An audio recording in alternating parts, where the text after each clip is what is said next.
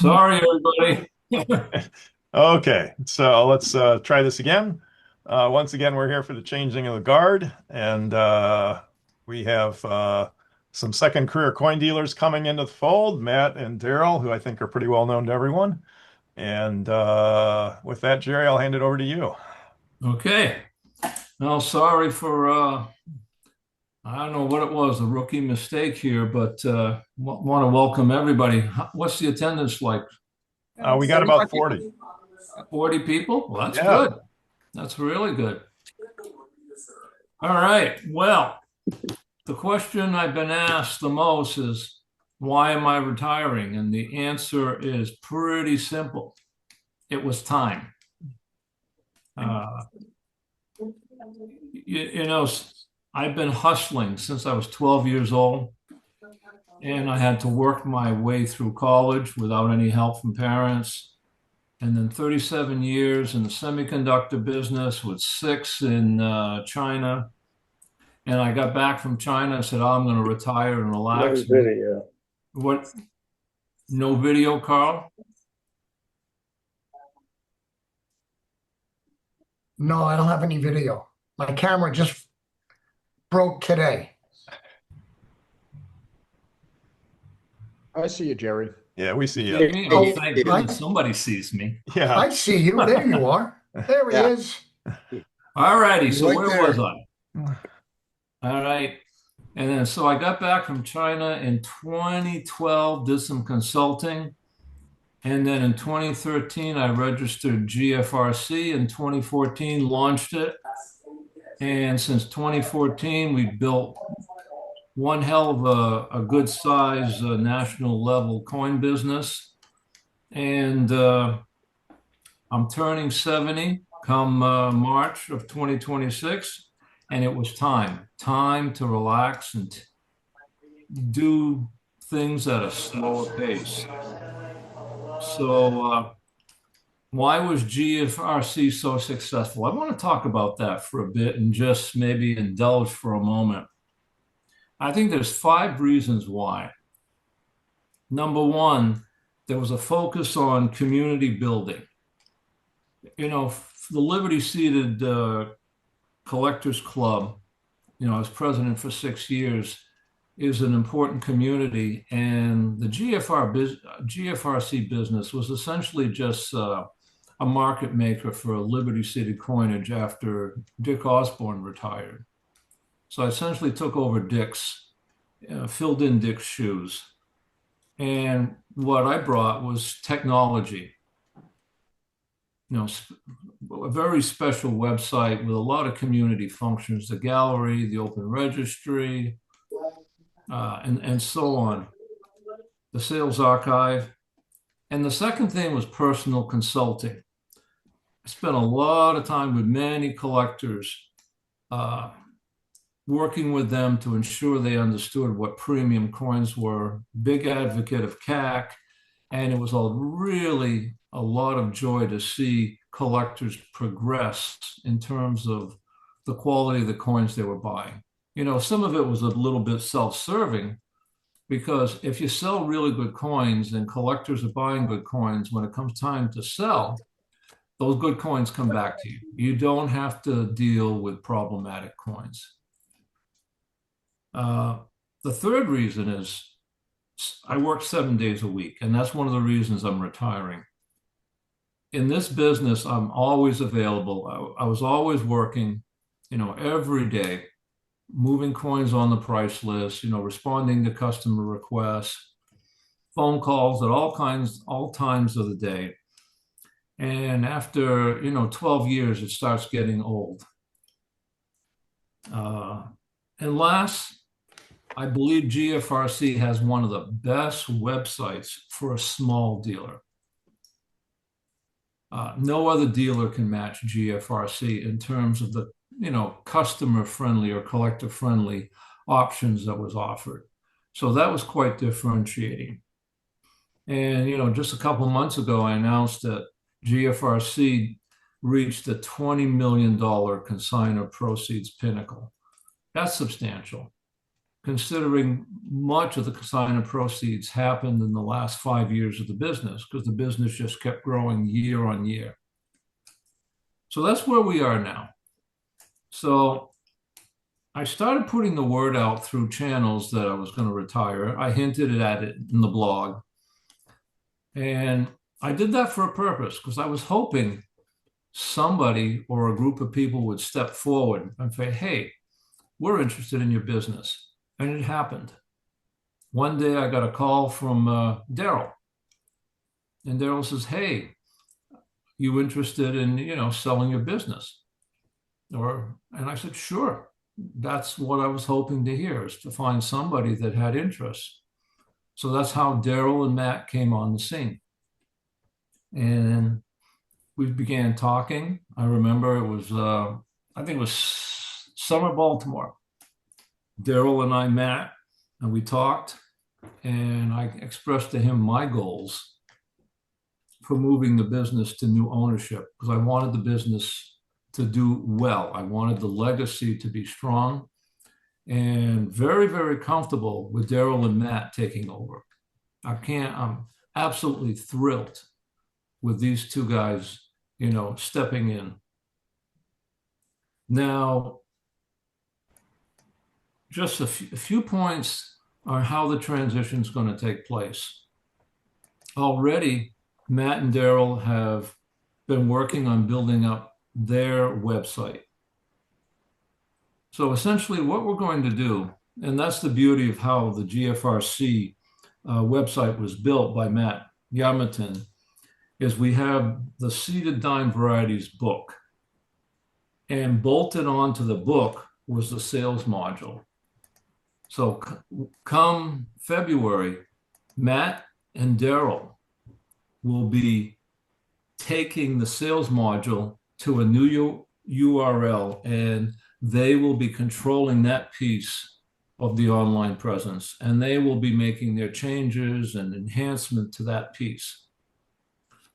I'm going to stay back with seededdimevarieties.com and the webbook, and there will be links between the two. So instead of going straight to GFRC, to seededdimevarieties.com, you'll be able to go to that URL and then to Matt and Darrell's URL, but we'll be cross-linking because the importance of the Seeded Dime Varieties book to the GFRC business, is recognized. So that's going to stay in place, but they're going to be free to just enhance as they wish the sales piece. And I hope that they really do a good job on taking this to a new level. And that's essentially it. So we've been working closely together. We had a good time in winter Baltimore. Darrell's a natural behind the table, talking to people and already starting to build relationships. And I couldn't be more pleased. And that's all I'm going to say. I'm going to turn it over to those two guys and let them tell us where they are in the transition and what they're planning. Okay. So I'll get started with it. I guess first of all, a background to me for those that don't know me. Right, I'm Darrell Low. Live in New York. Been collecting coins since I was a little boy. 7 years old, 8 years old. My parents used to take me to Macy's and Gimbals and Corvettes in New York City, and I would buy a few dollars worth of coins every time I went there. Filled out the albums. Then when I got a little bit older, I had a little more discretionary income, I was able to go to auctions. I went to the Eliasberg silver auctions in 1996 and 97. I think I was the youngest person who bought coins from that auction at that sale. And it's kind of transpired for the last 30 years collecting coins.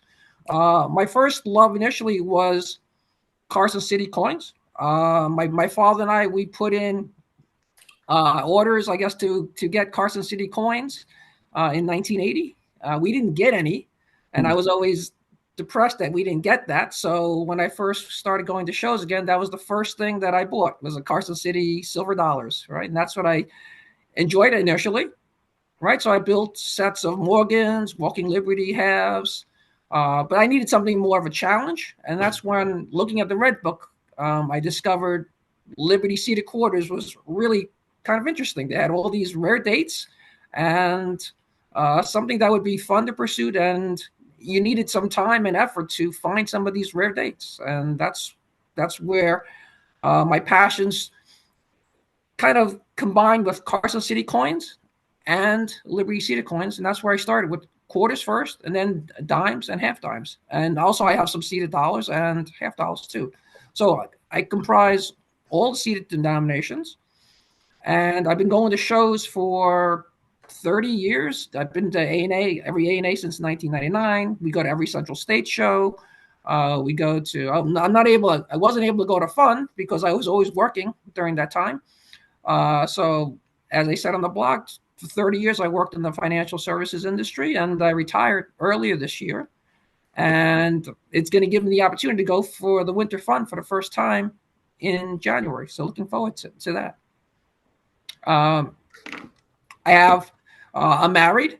I have one son, Matthew. Matthew lives in, he just finished his graduate degree. So he's in Washington, D.C., working. And yeah, we have a little bit more free time now that our son is completely graduated, that we can take on a new venture like this. And we're excited. I mean, Gerry's done a fantastic job at building his business. I mean, we looked at the business, and it's wonderful what he's done, and we're honored to be able to take over the mantle from Gerry. Okay, I'll let Matt speak now. Yeah, no, my background probably similar to Darrell. Got a coin from my grandmother, Morgan silver dollar. So I started with silver dollars. I was very enamored by them, and I was influenced by a guy named Phil Glazer.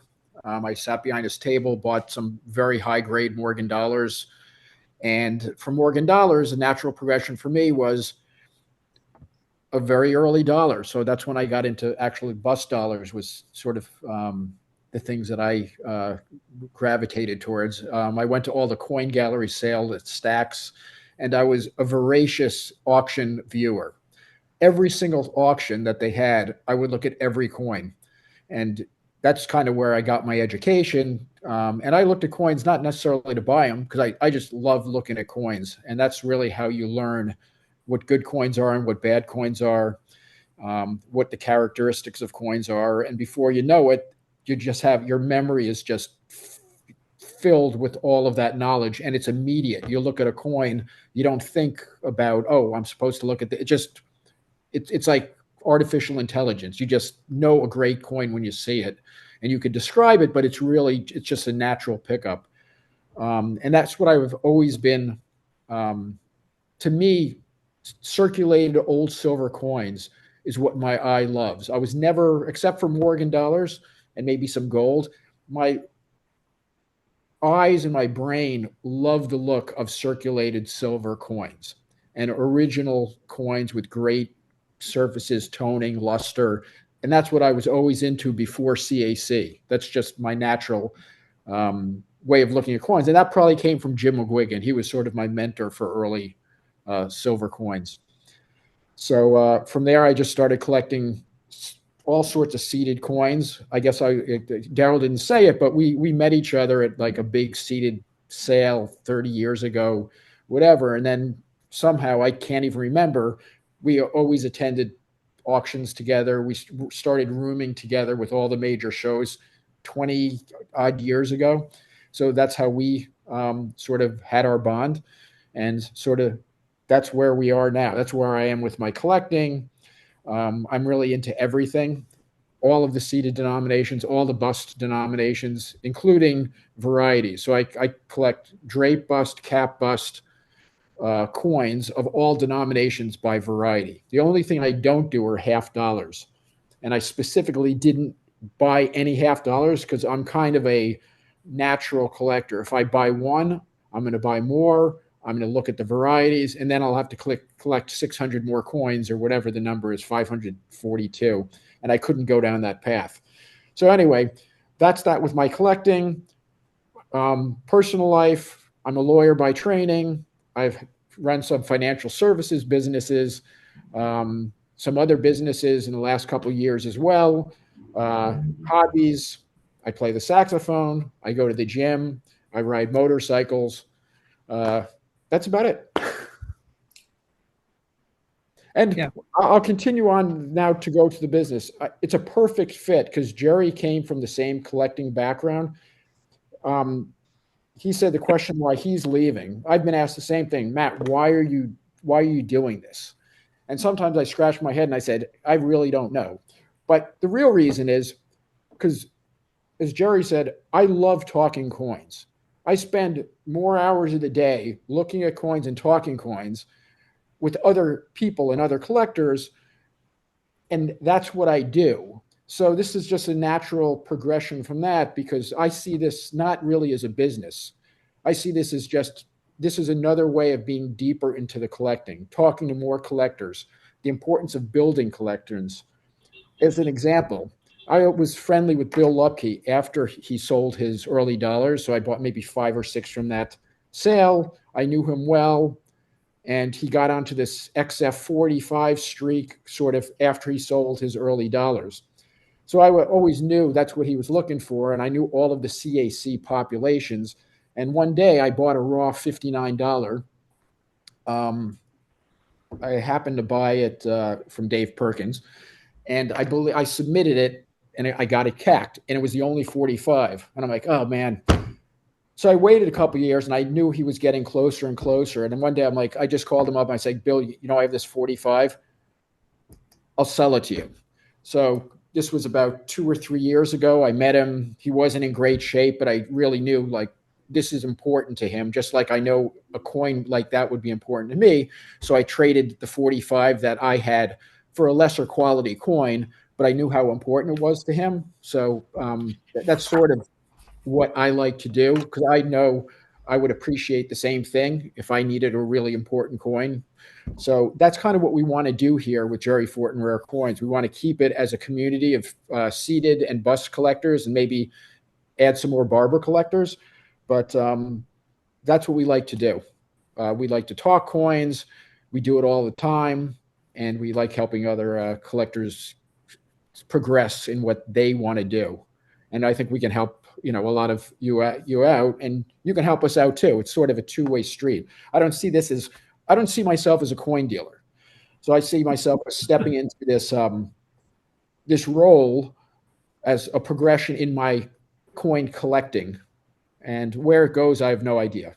I just want to have fun doing it. That's the main thing. I think it was David Hall. He always said coins are fun. If it stops being fun, I'm going to leave.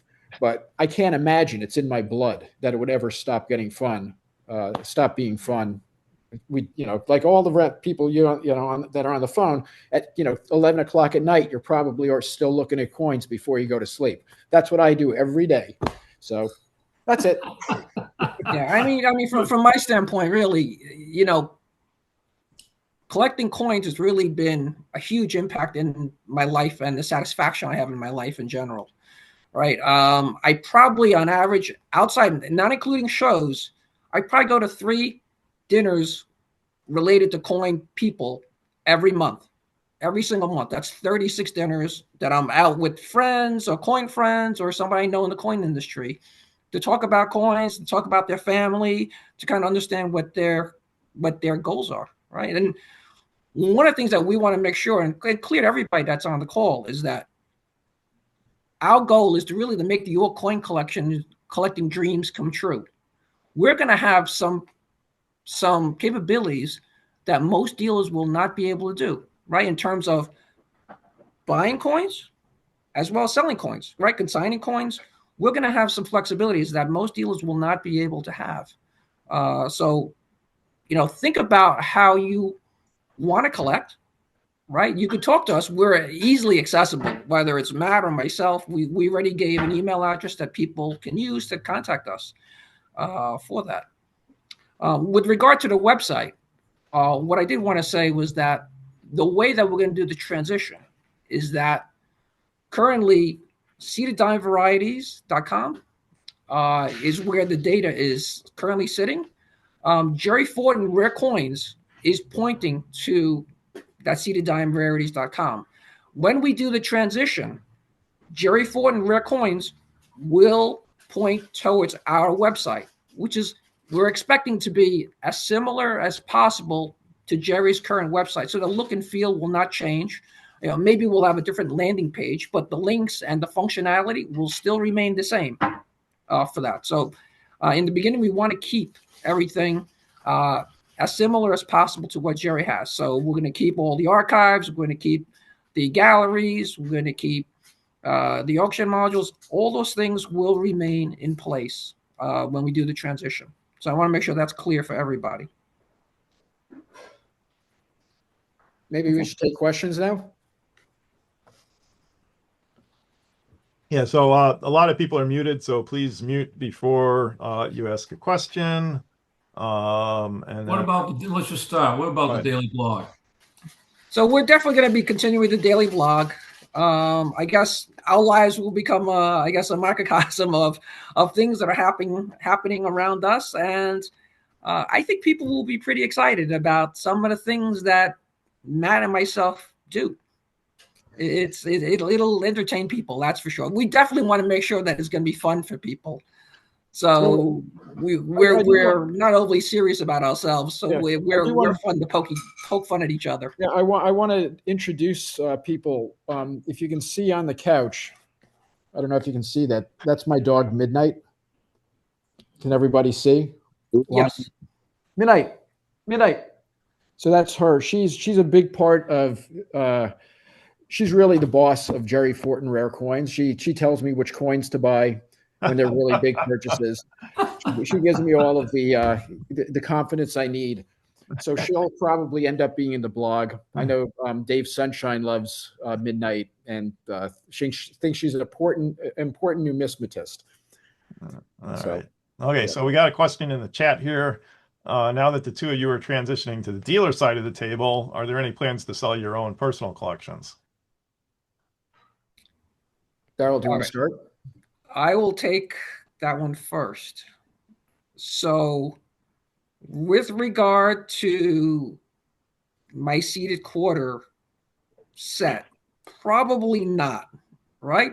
But I'm a little bit more open to my half dimes and dimes. So I'm a little bit more partial to the seated quarter series. So the seated quarter is probably not, but again, there's also duplicates, right? So I'm okay letting some of the duplicates go. If the right person comes to me and says they really need a particular date, and I may have a duplicate. There was one collection that came up recently that they needed one coin to finish their set. And they called me up, do I have that coin? And I did have that coin. And I sold it to that person at an extremely fair price. Because I wanted him to finish the set. Matt, you want to answer that also? Not really. No. The answer is I have no plans currently of selling sets, but I certainly have a lot of duplicates of really nice coins, and probably over the course of as Gerry Fortin Rare Coins progresses, I probably will be pulling out some duplicates to sell.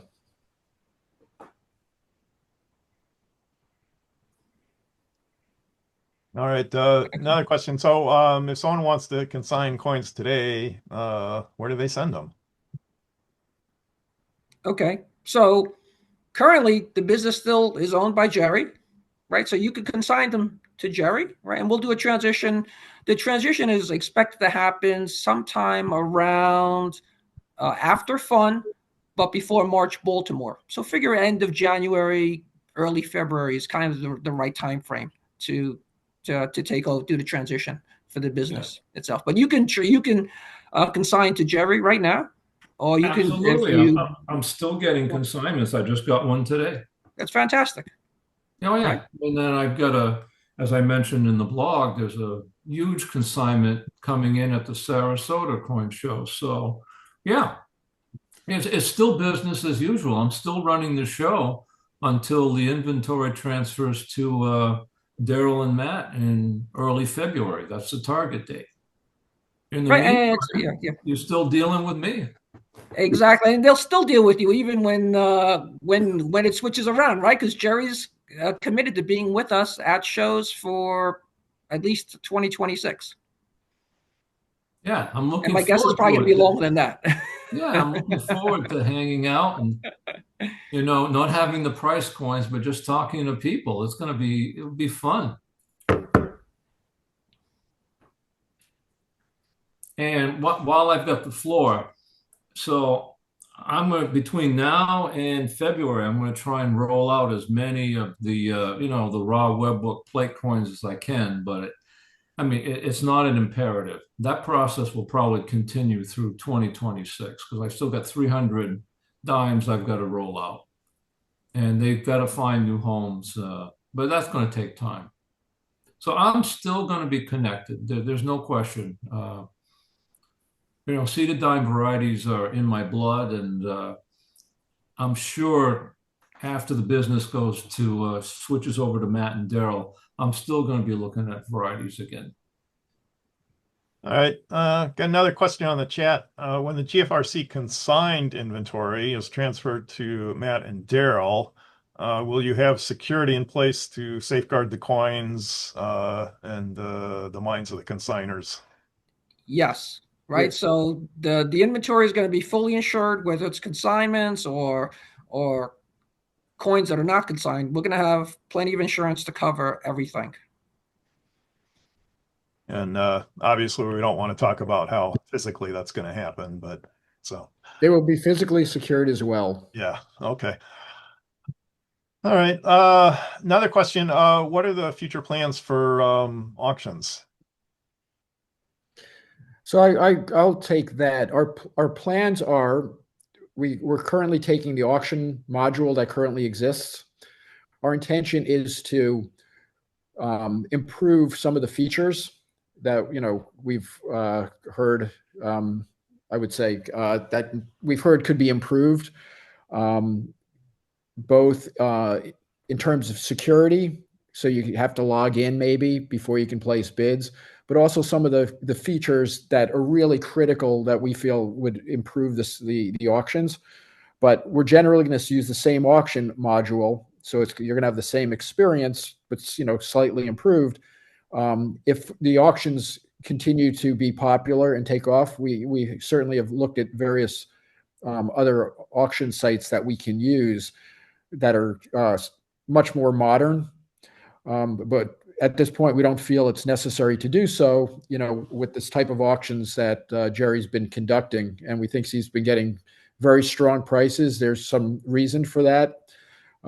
We've discussed some philosophical reasons of various types of auctions, the ones that end immediately, the ones that extend when you bid, the stacks model, the heritage model, the great collections model. And it's funny because Gerry's model mirrors some of what I believe are the highest, the features that garner the highest prices. And so anyway, we've thought about all of those things, and we will continue. But right now, what exists is pretty good for what for consigners and for buyers. It's going to be critical for us. One of the things that we definitely want to do is you have a good user experience now.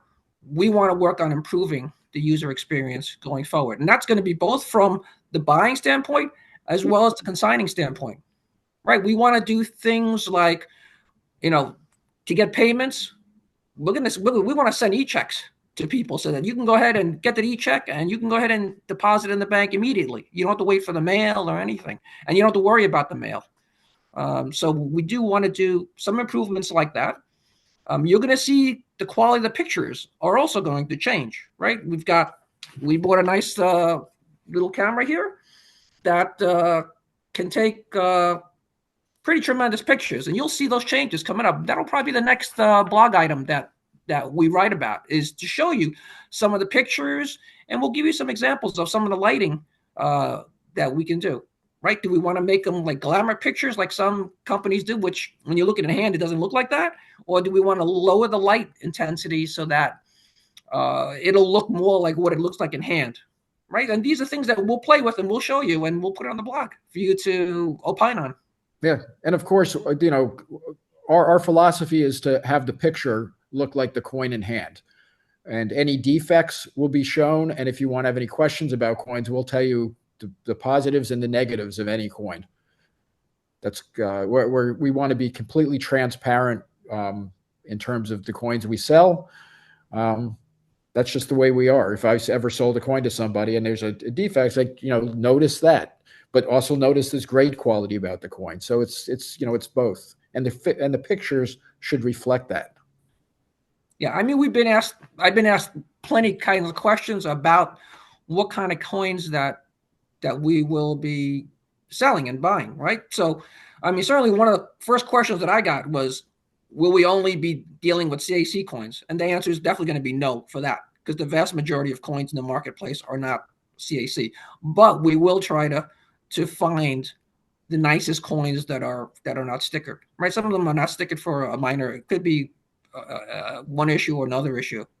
But ultimately, we want to find out from you, the buyers and the consigners, really, what do you really want to see, right? Everybody's got a different goal that they want to achieve, right? Whether it's completed by a date mint, or it's going to be you want certain toning, or you like proofs and you want certain types of a look to it, certain mirrors or a cameo. These are types of things that we're going to learn from all of you in the next few months of what you really want. That's what we want to do, right? You're going to be dealing with Matt and myself and nobody else, right? So I want to make sure that's clear for everybody, that we're going to be here to service you and to make the coin experience as joyful as it is for Matt and myself. All right, I got another question on the chat. Will Matt and Darrell be attending shows in New England or on the West Coast, or will it be mostly the fun and Baltimore shows? So with regard to shows, we do plan to be at the December Manchester, New Hampshire show. Okay, so that one we're going to do that one.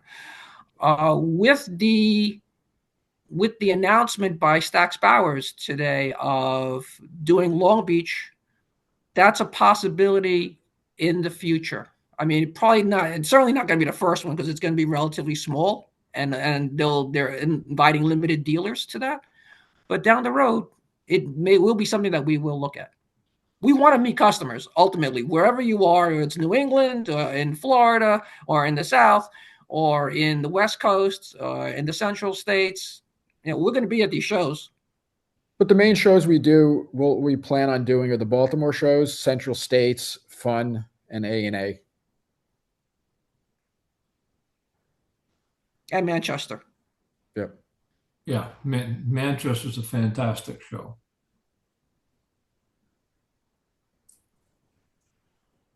All right, another question on the chat. I believe this may have been answered already, but will the sales archive remain available and be added to as future coins are sold? Yes. Yeah, we'll continue. We have all the information. We'll get it from Gerry, and we will continue with that.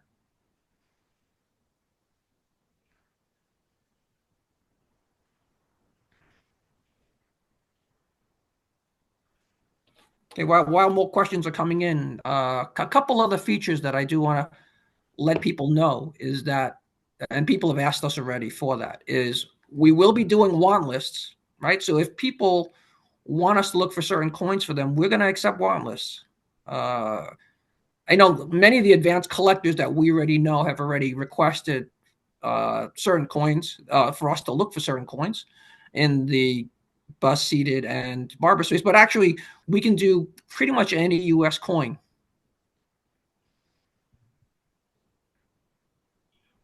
Okay, we will also be doing auction representation. I mean, Matt and I are both in the New York area, so it's easy for us to get to Stax Bowers, and Heritage has been asking me for a long time if I would be willing to go down to do lot viewing in Dallas with the promise of good food. So, can you talk about the wholesale side of the business? Now, Gerry already has, certain relationships with wholesalers. Can you talk about your relationships in that area and what, or if any, transition might occur there? I can answer from dealer to dealer. Our goal is to also be, uh, something, we're there for dealers as well. Obviously, we've been on the other side of tables. I bought from many dealers. So we want to have good relationships with dealers. Just one thing I've always noticed, and it's always crazy about coin shows, is a dealer will have something in his case. And for some reason, other dealers have probably walked by the coins for 2 or 3 shows and they never pick it up. I could pick the thing up and show it to a dealer and sell it. So it's this incredible inefficiency at tables. And so the answer is yes, we want to be a resource for dealers. And if we have a coin and it's not exactly what we do, we would want to have other dealers as a resource for us. So we definitely want to have develop those type of relationships, not just with the dealers that we're very friendly with now, but for other dealers as well.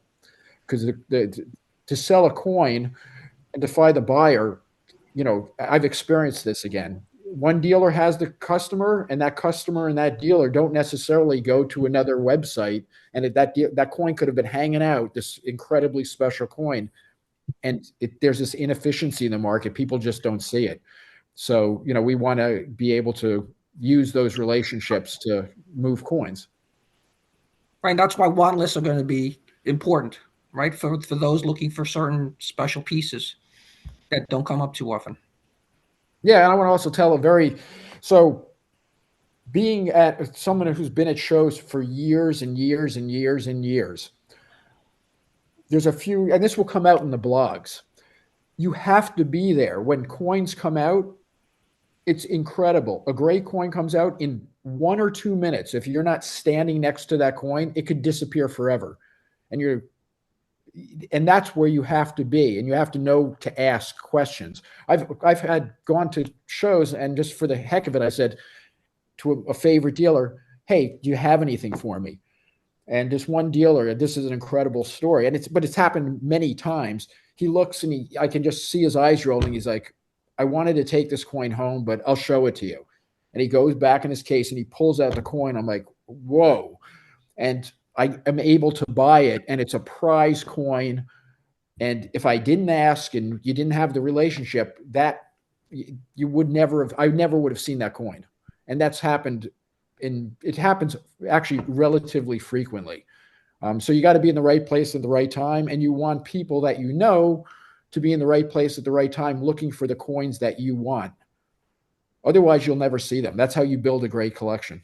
Yeah, I mean, certainly in the seated space, many dealers know Matt and myself, so they already have an idea of what we like and what we want to see, and they will offer us coins even outside of shows. Yeah. All right, another question. Will GFRC have an active presence on social media, Instagram, Facebook, Twitter, X? That's going to be a work in progress, right? We're probably going to do social media. Again, it's going to be in the beginning. There's a lot of things that we have to get done in order to get the transition correct. I think once we get the transition moving along and we've gone through, let's say March Baltimore and the Central States. April Central States. Those 2 shows, one will be a traveling, one will be a driving show. So once we get through those and we feel comfortable, then I think we can get a little bit more bandwidth. We can certainly do more social media type things. Certainly happy to post in Facebook or in Instagram or any of the social media areas. I think it's more important even. I think both Darrell and I wanted to have more just calls and have people who are knowledgeable about certain coins. It's really also educational. So that's part of what we want to do. We want to have more, experts who might want to talk about certain denominations or whatever, and that can be part of Gerry Fortin Rare Coins. Because again, this to me is an educational and it's a club type of thing, as much it is as being a coin dealer. Yeah, I mean, we're going to have educational opportunities for people, whether it's going to be on Zoom calls or it's on the daily blog or social media. We're going to be able to get, I mean, we also need to learn a lot of things too. So there's going to be a two-way learning process for everybody, right? We want to give opportunities for the super specialists in on the call here. I mean, we've got, people like Dale Miller, who knows his seeded dime varieties inside out. We've got Greg Shishmanian, who knows his seeded dollars inside out. We're going to try to use some of these resources to kind of help the entire community to teach each other more about seeded coinage. All right, next question, specialist question. Says, I collect only CAC seeded halves and CAC quarter eagles. What are your plans to have inventory in those areas? You want me to answer that? I'll answer that one. Okay, answer. Okay. So I can tell you, definitely in the seeded half arena, there is tremendous demand for CAC coins right now. I mean, there's every even common date seeded halves. There looks like there's plenty of competition for those. We're gonna stock them when we can find coins that we like, right? Quarter eagles, maybe a little bit more difficult for that. Matt and I are a little bit specific of what we like in quarter eagles. We may not necessarily like some of the CAC quarter eagles that are there, but we love some others that are out there. But if we have a list of what to look for, we can certainly be on the lookout for the quarter eagles. And on the quarter eagles, whoever asked the question, is it Liberty quarter eagles or early or bust? Or both? Liberty. Yep. I do personally. I collect all Liberty gold as well. So yes, hopefully we'll have those as well. All right. Next question. What will your relationship be with GFRC Light? Okay. So Rich Huntermark, we've already reached out to Rich a few times. We're going to be working with Rich, just like Gerry does right now. We're not sure what kind of quantity of coins we're going to have for Rich, but there's going to be some relationship between Rich and us. We've already spoke to him several times. He will be getting some coins from us. And he's fully on board with the transition also. So he's known for almost as long as and when we closed the deal out with Gerry. So he's known almost since the beginning. All right. Next question. This may be the toughest question of the night. Question is a loaded question, but who is the more meticulous grader, and how do you rate your grading skills? Good one. Okay. This is going to be that is an interesting question. Okay. So let's. I can answer the question. Okay. It has to do with grading in general. There's to say who's the more meticulous, who's the more accurate. It's accurate relative to what? It's what's standard. So one person can see a coin one way and another can see a coin another way, and neither is right necessarily. You can both be seeing it and you're both kind of seeing it differently, but correctly. So one person might say, I don't like that little mark. And another person say, I saw the mark, but the originality of the skin and the luster to me far outweighs that mark. So I don't care about the mark. I see it, but it doesn't bother me. Whereas it could bother someone else. So that's kind of, I don't know. It's you have to know somebody to really know what they like in a coin in order to figure out. So, I mean, so Jim Rosen is a perfect example. I don't know if he's on the call. So I know exactly what he likes in coins because I have almost the exact same taste. So I saw a coin. I knew he wanted it. The reason why I knew he wanted it, because I bought a coin from Perkins, which he was going to buy, and I bought it right out from under his nose. I didn't know it. And he's like, I should have bought that coin first. So I just happened to be at the Baltimore Coin Show, and I saw the same date. Actually, it was in a higher grade. And it was CAC'd. And I actually didn't think he would like it because I kind of knew what he wanted. And when he looked at the coin, beautiful 58 CAC, had many great qualities, but he looked at it and he's like, yeah, I don't really care for it because it's too white or whatever it was. It was someone else might have thought it was the greatest coin in the world. He didn't like the coin. It didn't have anything to do with the grade. So to me, that's my philosophy. And you'll hear about it more in the blog. I'm about quality more than quote grade, if that makes sense. I would much prefer to have a higher quality, lower grade coin than a higher grade coin, even if it's CAC'd, but that just doesn't quite have the quality. I grade according to quality, and that's what's important to me, is the overall quality of a coin and not the grade. Yes, I can technically grade as well, but to me that's boring. I want to buy a great coin. That's what I care about, is great coins. That's my philosophy, and it has nothing to do with grade.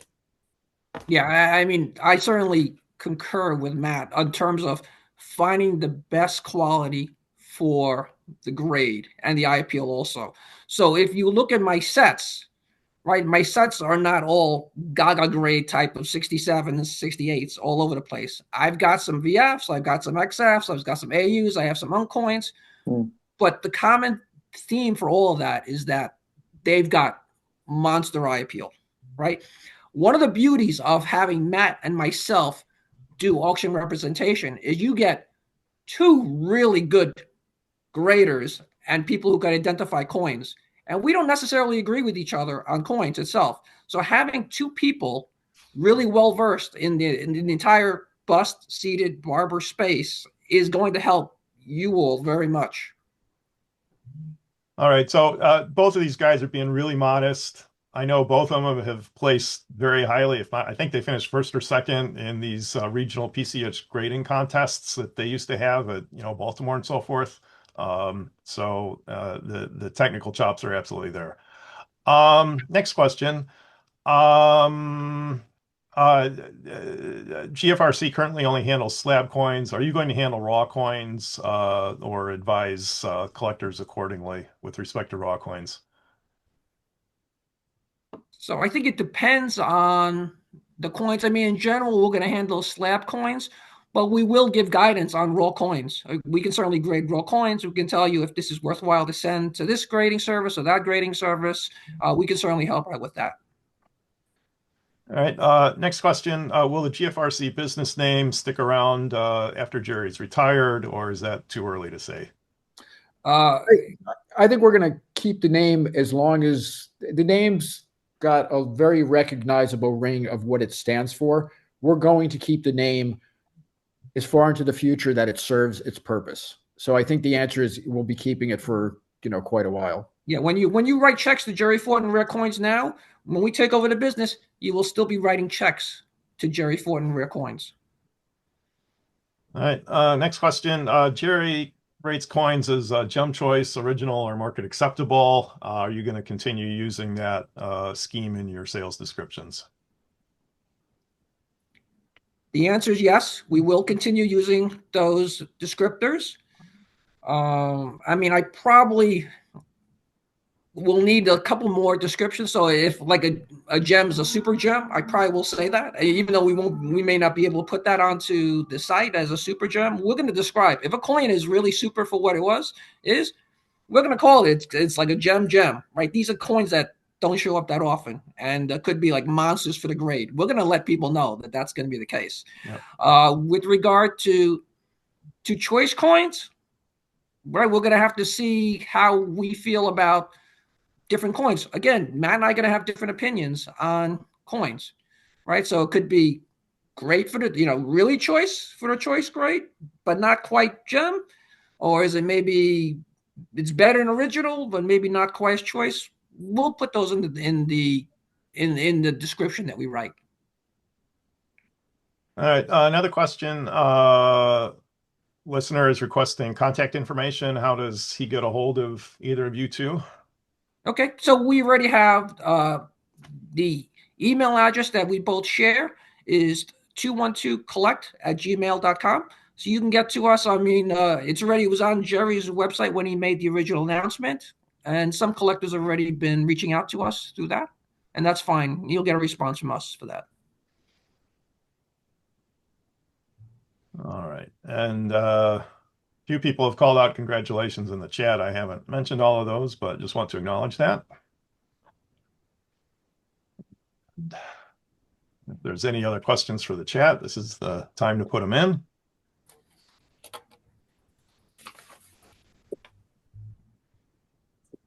Darrell, you want to talk a little bit about the PCGS grading contest?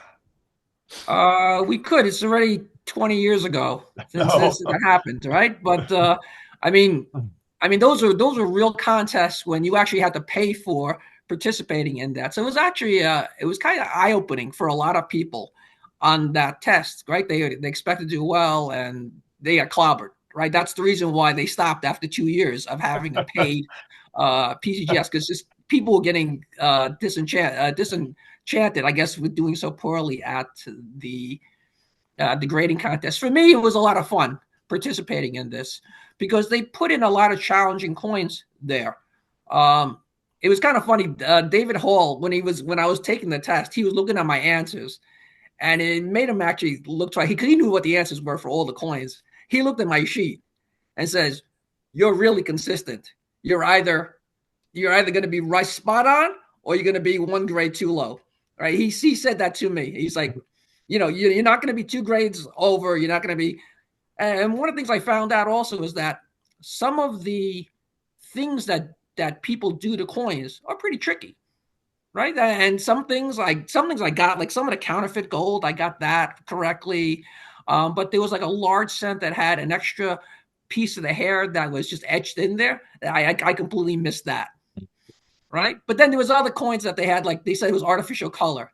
Oh, no, they said it was natural color. And I said, there's no way it's natural color. It's definitely an AT kind of coin. And I would grade that. Even today, I would grade those kind of coins still artificial toning today if they showed up. So I disagree with David Hall on a couple of those coins. But we had a good discussion on that. But I will say something apart from that grading. Yeah. We've both, from the early days of CAC, I would bring in coins and bring them to John, and after ask him about coins. So some of my best grading and knowledge has come from John Albanese, learning about the philosophy of grading coins, why one coin doesn't make it, why in his eyes some do make it. And even his philosophy is, I see coins differently than some of my partners. And when they start discussing it, then you pick up what that other person is seeing and you incorporate what they're seeing into your grading, and then everything kind of gels. So when they're grading together, you kind of have a shift in what you're looking at. So I guess what I'm saying is I did the same thing with John. He would tell me specific little things, very specific, and then I would see them. And then I sort of incorporated that. I think at the beginning, I was saying it's in your brain. You're not even thinking about it. But now when you see a coin, you see that. And I'm like, that's what John told me about, like little technical things. So I learned a tremendous amount, and I still do, learning and talking with John. And another thing is his way of grading is he doesn't always think he's right. That's what I learned. One of the greatest graders that we've ever experienced, the reason why he's so good is because he's not so sure of himself that says, I can't learn, I can't see something different. He has his own biases, which makes him a better grader. When you know your own biases, you know what you're seeing is not what someone else is seeing, which is why when my philosophy is grading is what I know, what I like. It doesn't mean someone else is going to like that. It might mean I can see something. So it's good to have 2 people look at a coin, and it's then good to know what another person likes in a coin in order to incorporate that. It's very difficult, obviously, but I've learned the most from John Albanese, and and mostly because he does not think he knows everything. So when you're looking at a coin and someone's telling you, but what about this? Don't think you know as much as you do. You actually don't really know. You always keep an open mind. And he's come to me. I've showed him a coin. He has it stickered, and he comes to me. He said, "Matt, should I have graded this?" I put a sticker on it, and I'm like, "Oh my God, you want me to bash my own coin?" But he literally asked me the question seriously. It had a scratch. I did one coin, beautiful original coin with like a light scratch, kind of all the way through it, and I didn't know what to say. But he was on the fence so much, but he actually put a sticker on the coin. And if he didn't, I would have understood that too. There's no right, like, and that's going to, again, we'll get into the blog. It used to be where you could make money getting coins stickered. Stickered coins have become so expensive, and some of them really do have some, they're not always perfect coins. In my mind, a lot of value now is with the coins that just missed it because of this crazy little thing. Those coins are priced as unstickered coins, but they literally could have been there. Yeah. And on another day, John might actually sticker them. That's what you don't understand. Like, I've bought coins and he said, "I didn't sticker this. I've seen this coin, but I'm going to sticker it." So those are the coins you want to buy. That's where the value is now, in my mind, is coins that are almost there. And if you know the reason why they didn't get a sticker, you can get incredible value in coins, and especially in seeded coins, since now seeded stickered coins are so expensive. There is value with unstickered coins, a lot. All right. Next question. If you list a coin for so much, will you entertain reasonable lower offers? I think it's going to depend on the coin itself, right? I mean, coins that are like studs for what they are, probably not, right? But if a coin has been sitting in inventory for years, yeah, maybe we will entertain lower prices for that. Right? Our job is to help consigners and buyers, right? So if a consignor wants to move a coin, we'll work with them and figure out, okay, what flexibility do we have in selling that coin, and hopefully we can sell it faster if we have that knowledge up front.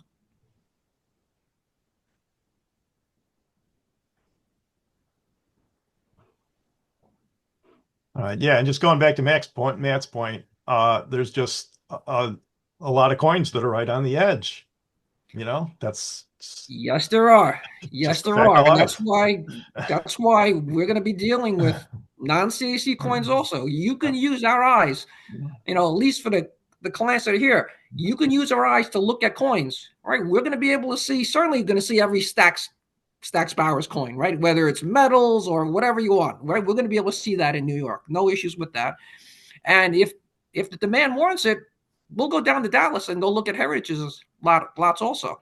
Or if we're going to be in Long Beach and the Goldbergs have something, then we can go look at the Goldbergs also. Yeah. And Heritage does get a lot of their coins for New York showing too, right? No. In general, they're not bringing coins to New York anymore. Oh, okay.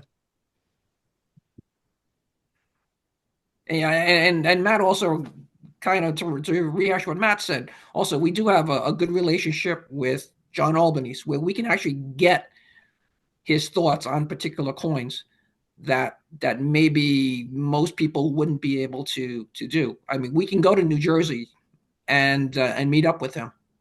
So not many people have that capability, or he's willing to meet with them, but he's willing to meet with us. Yeah, and I would say in general, I think John has a really great relationship with, the Liberty seated community, and a lot of it's because of Darrell's reputation, Matt's reputation, Gerry's reputation, and so it sort of greased the skids for everyone else in that area. So I think that's been a really positive thing. Look, at least to me, in my life, it was an incredible honor when John Albanese called me up and said, "Would you like to be an investor in CAC grading?" Like, people don't understand. He's not choosing me because of money or anything. He chose Matt and myself because of what we know in Liberty seeded coins. He's seen us bring in tons and tons of coins for him to look at, and he likes the quality of coins that we bring to him, right? And we have an unusually high percentage of stickering than most people will probably have on that. So it was like a super honor to me that he thought of me when he was building his new company, that he thought about me as a potential investor. I was like, wow, that's amazing. Next question. Is the majority of your inventory going to be consignments or inventory that you own? I think the answer is whatever, if we see a great coin that's reasonably priced, we're going to buy it. We definitely want consignments too. As I think Gerry mentioned, one of the keys to Gerry Fortin Rare Coins is, you sell great coins, you hope to get them back. And, with the auction, the way he does auctions, it's really a fantastic way of getting rid of nice coins. You only sell the coin if it's at a price that you're willing to take. You get the benefit of some runaway prices on some certain coins where people are battling. And if for some reason a coin slips through the crack, you're not going to sell it at a low price. We would then, sell it at your price at shows where we're bringing it around. So, that model is really why his auction has been so successful, and we intend to keep that model. All right. Next question. What price range do you expect most of your inventory to be in? I think the majority is going to be in the $500 to $5,000 area. Okay, there are going to be some coins that are higher than that are going to be in inventory. But at least as a starting point, that's kind of where we're going to be. Now, there's going to be some lower price coins that we will have, right? If you can get like a beautiful, let's say like an AU seated halftime, that's $200-300 that we think is beautiful, we're going to sell that one ourselves.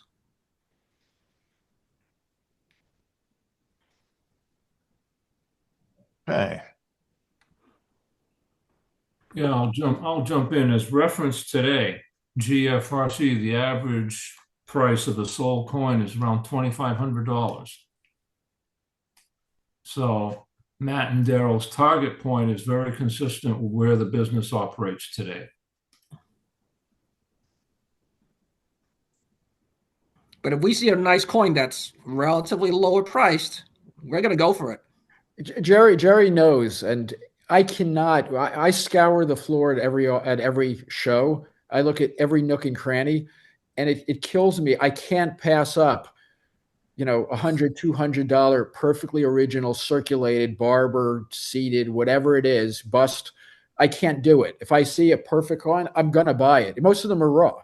I'll just buy them. You can't. How can you not? If you see a gorgeous coin that's original, you buy it. So the answer is I can't help it. So we'll probably have those. All right, and it probably resonates a little bit with our next question, which is how are you going to encourage younger collectors? So hopefully the educational opportunities that we're going to have will engage some of the younger collectors. We're certainly going to be at the LSCC meetings. Certainly some of the younger collectors have spoken to me about looking at their coins, which I'm happy to do at shows. I'll look at their coins and I'll give them honest feedback. I mean, at the Baltimore show, I looked at some younger collector boxes, right? And they really wanted me to look at these things carefully and said, okay, what do you think about these coins, right? Some of these coins were fantastic for what they were. Definitely these coins are going to CAC sticker. You should submit them there, right? Some other ones, will help them. So, maybe there's a patch of hairlines here.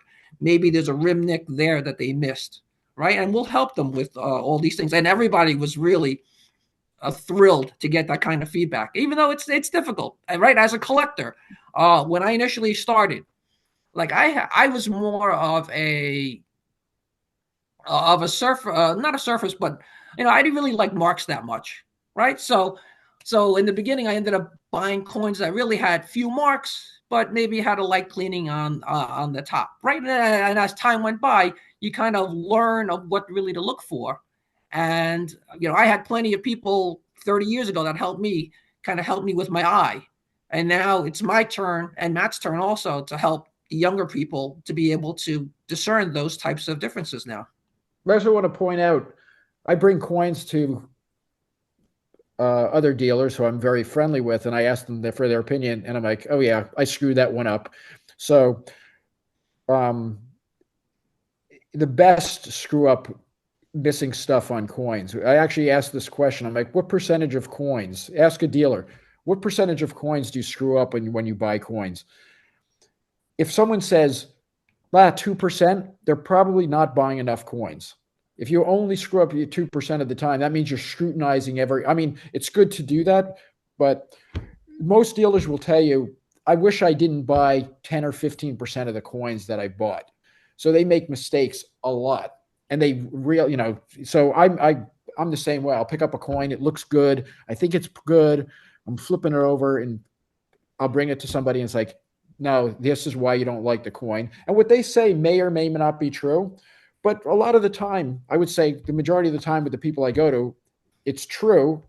And I'm like, I just learned something for nothing. Thank you very much. And I bring the coin back. And I hope not to make the same mistake when I see a similar type of coin, which is why you have to look at a lot of coins and hopefully get feedback from people who who you respect their grading. And just because they say something also doesn't mean it's 100% true. You have to look at it, process it, and make your own decision. Again, that's part of the beauty of having two of us together at the shows. We don't necessarily agree on coins, right? So if I make a mistake, there's a great chance that Matt's going to catch that mistake. If he makes a mistake, there's a great chance that I'm going to catch that mistake. It's extremely rare when both of us will miss something. It's happened. It's happened, though. Absolutely, it's happened. See the 10% of 10% or whatever. It's okay. So it happens. Yes. Yeah, but if you follow dealer inventories, they make mistakes, and they will put their mistakes out at auction or whatever, and that's just part of the business. So absolutely. All right. Well, I think that's probably about it on the question. So, any final thoughts here? Well, no, I have one more question here. Will you have a focus for better dates? As I say, I don't think it's if we see a great coin, it could be common if it's a better date. Clearly, you want to have better dates in inventory because that's what people really want to, fill their holes first, which is what everybody says, and it's true. You want to buy the better dates first if you can find them. But I wouldn't say it's a focus. Our goal is to buy great coins. Yeah, and there's a sense in which you only have so much control over the supply, and sometimes collectors just aren't selling. So, yeah. Well, I mean, one of the beauties of us taking over the business is that we've been doing it for 30 years. So we've seen pretty much every key date seeded coin in the last 30 years. It's in the back of our heads of what's actually out there. I mean, you're getting a sense of that now with the CAC grading population reports of how tough some coins are to find nice.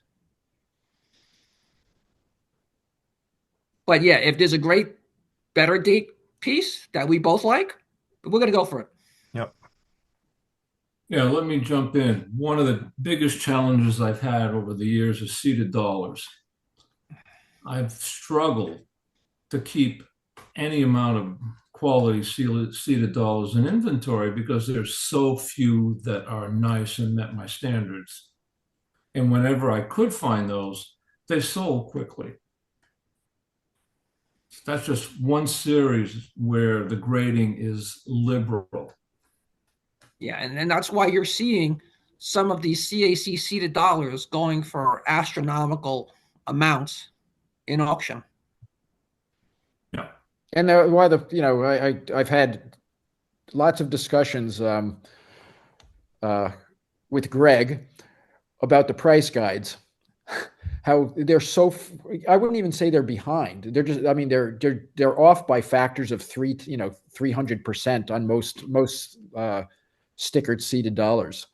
So it's actually a little, he's made the point that it's problematic. If someone wants to buy a nice seeded dollar, they're never going to buy one. But, that takes the confidence and knowing what's a great seeded dollar looks like to be able to pay 3 times the price guide for an XF45, common date seeded dollar.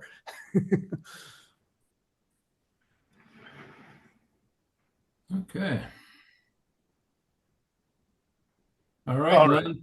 take us home. I think this has been a really, really great Zoom call. One of the best ones I think we've ever staged. And I appreciate, everybody who attended. Uh, just a closing remark.